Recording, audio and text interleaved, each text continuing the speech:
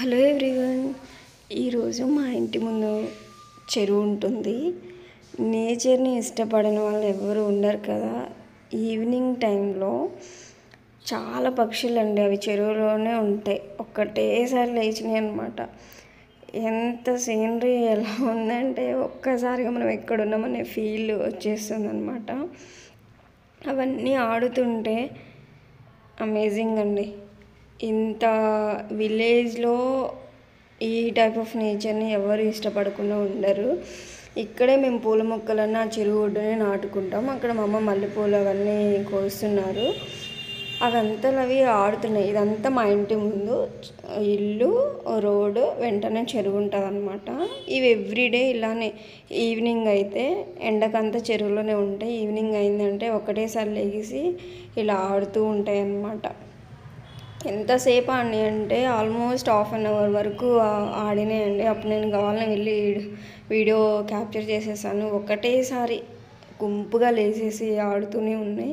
Everyday ఇలానే ఉంటుంది. Evening టైంలో చాలా చల్లగా ఉంటుంది క్లైమేట్ కూడా. మీలో ఎవరన్నా విలేజ్ వాళ్ళు ఉంటే కామెంట్ చేయండి, ప్లీజ్ సపోర్ట్ చేయండి.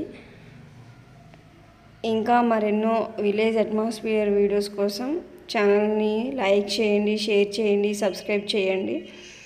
మా ఊర్లో అయితే ఊరు మధ్యలో చెరువులు ఉంటాయి, చుట్టూతో హౌసెస్ ఉంటాయండి.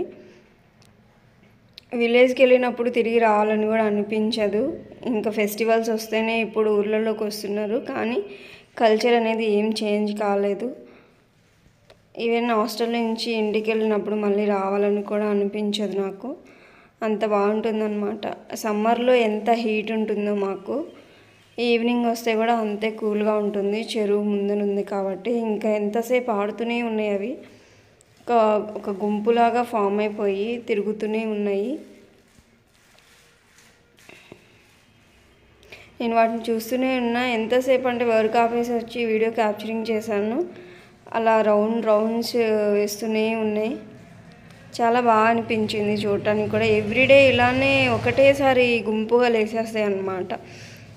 అంతవరకు ఆ చెరువులోనే అక్కడంతా అల్లుకుపోయింది గడ్డిలాగా, దాంట్లపైనే అవి ఉంటూ ఉంటాయి అన్నమాట. ఒకటేసారి ఈవినింగ్ కొంచెం వెదర్ కూల్గా అయిన తర్వాత లేచి ఇలా ఆడుతూ ఉంటాయి.